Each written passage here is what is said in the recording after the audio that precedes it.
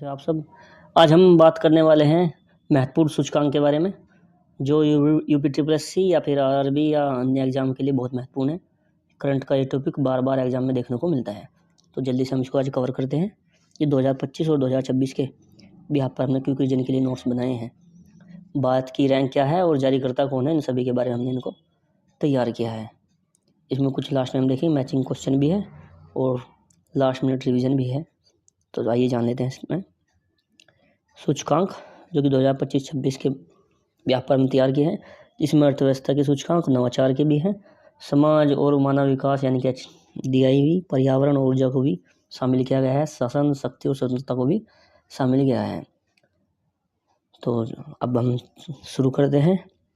सबसे पहले हम जान लेते हैं अर्थव्यवस्था और व्यापार की तकनीक के बारे में जानकारी देने वाले सभी सूचकांक को। तो सबसे पहला है वह है विश्व GDP रैंकिंग, जिसमें भारत का स्थान 4th है, जिसको IMF जारी करता है। उसके बाद हम जान लेते हैं वैश्विक नवाचार सूचकांक, जिसको इनोवेशन सूचकांक या इंडेक्स भी बोलते हैं, जिसको GII यानी विश्व बौद्धिक संपदा संगठन के द्वारा जारी किया जाता है, जिसमें भारत की रैंक 38 है। तो नवाचार सूचकांक भारत की रैंक 38 बताई और GDP में आपको रैंक बताई गई है 4।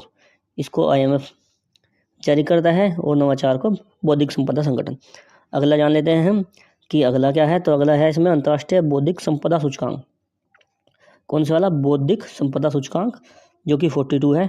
इसके हम ट्रिक जान लेते हैं कि ट्रिक क्या है। थोड़ा वैसे ही जोड़ा गया है कि भारत में जब भारत के लोगों का बौद्धिक संपदा टेस्ट किया गया तो 4 में से 2 लोग अच्छे पाए गए। 4 में से कितने लोग? 2। तो 4 में से 2, 4 2 को एक साथ लिखेंगे हम तो 42 रैंक आ जाएगी। इसमें पाए गए 4 में से 2 बुद्धि में, तो बौद्धिक संपदा से क्या हो जाएगा?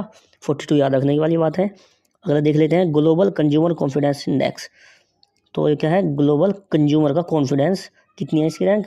इसमें 2nd रैंक है। इसके बारे में हम जान लेते हैं।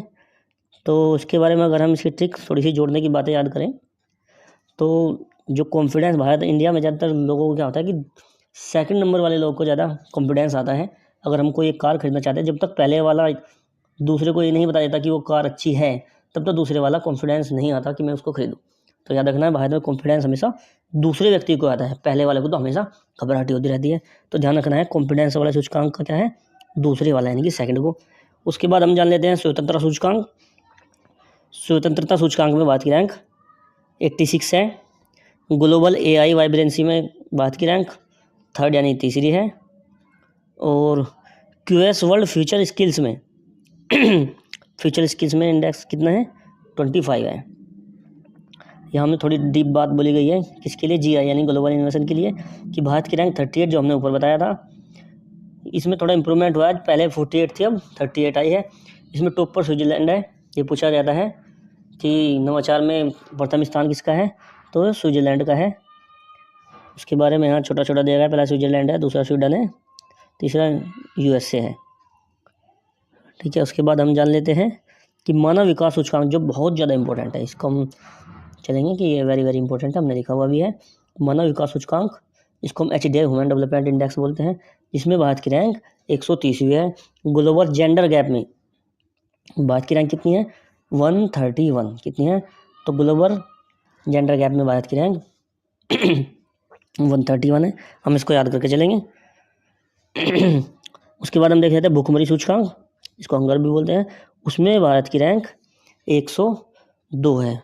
महिला शांति और सुरक्षा सूचकांक में भारत की रैंक 131 है। विश्व प्रसन्नता सूचकांक में भारत की रैंक 118 है। QS वर्ल्ड यूनिवर्सिटी रैंकिंग में भारत की रैंक 123 है, जिसमें भारत के यूनिवर्सिटी IIT दिल्ली को प्रथम स्थान मिला है भारत की तरफ से। ओवरऑल वर्ल्ड देखेंगे तो हमारी रैंक 123वीं है। आगे का जान लेते हैं हम पर्यावरण के बारे में। पर्यावरण के सभी सूचकांक, जलवायु परिवर्तन सूचकांक, यह बहुत महत्वपूर्ण है। इसमें भारत की रैंक 23वीं है। कभी कभी इसको जारीकर्ता का नाम भी पूछा जाता है, तो German watch new climate institute द्वारा इसको जारी किया जाता है। तो इसमें रैंक कितनी है भारत की? इसमें भारत की रैंक है 23वीं। कितनी है?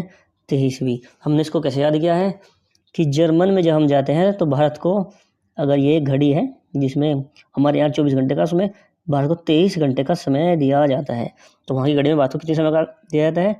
ओनली 23 घंटे का दिन माना जाता है, 23 घंटे का समय दिया जाता है। कौन सी घड़ी में? जर्मन वॉच की घड़ी में। किसका दंड दिया जाता है? एक दंड दिया जाता है हमको जलवायु पर निगरानी ना करने का। तो जलवायु पर निगरानी ना करने का 1 घंटा हमको कम दिया जाता है। कितने घंटे दिए जाते हैं? 23। तो हमको याद करना चलना है कि जर्मन में कितने घंटे दिया जाता है भारत को? 23 घंटे। किसकी वजह से? जलवायु की वजह से। तो जलवायु में भारत की रैंक कितनी है? 23वीं रैंक है। कौन जारी करता है? जर्मन वॉच को जारी करता है। उसके बाद देख लेते हैं ऊर्जा संक्रमण सूचकांक, इसमें भारत की रैंक कितनी है? 63। आजकल आप देख रहे होंगे कि जलवायु परिवर्तन या फिर वायु प्रदूषण के कारण भारत में आधे लोग इतने एनर्जेटिक नहीं हैं। तो 6 में से 3 लोगों के पास ही एनर्जी बची हुई है। कितनी? 6 में से 3। तो ऊर्जा संक्रमण किसमें, एनर्जी में कितनी है भारत की रैंक? भारत की रैंक 63 है। वायु के बारे में जान लेते हैं।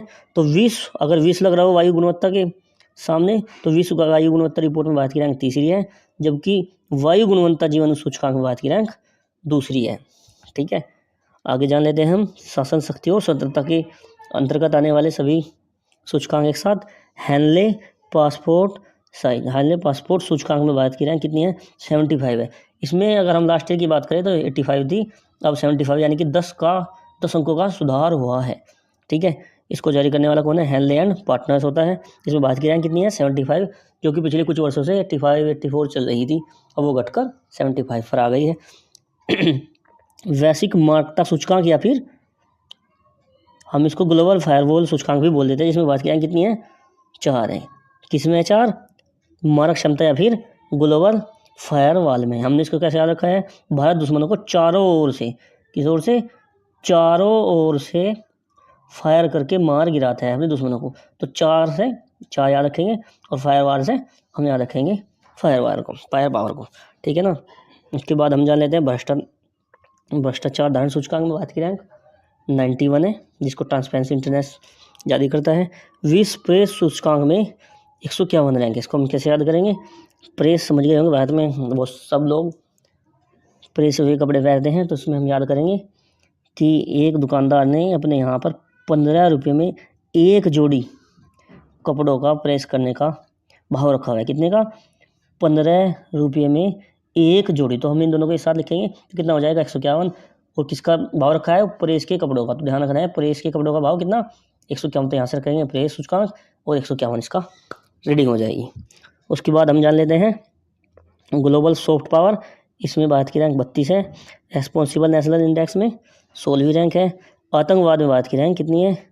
14 है। इसको याद करने के लिए क्या ट्रिक है कि भारत आतंकवादियों को चारों तरफ से मार गिराता है।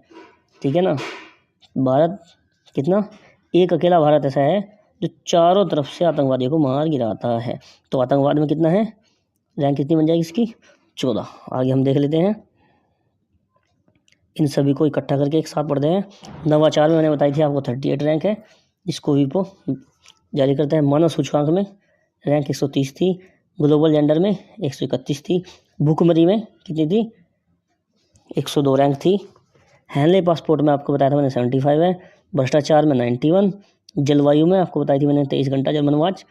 प्रेस स्वतंत्र सूचकांक में मैंने बताया था 15 रुपये में एक जोड़ी कपड़ों पर प्रेस।